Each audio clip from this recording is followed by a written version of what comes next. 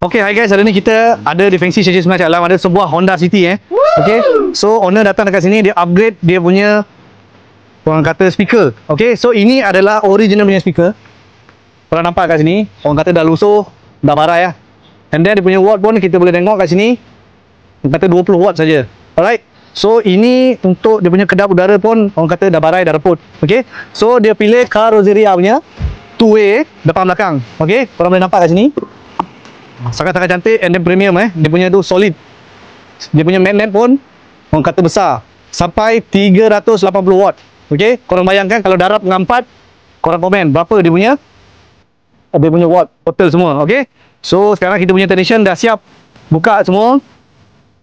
Right, and then dia akan pasang speaker lah. Sebab apa owner bagi tahu dia punya tu dah pecah, sebab apa dah lama.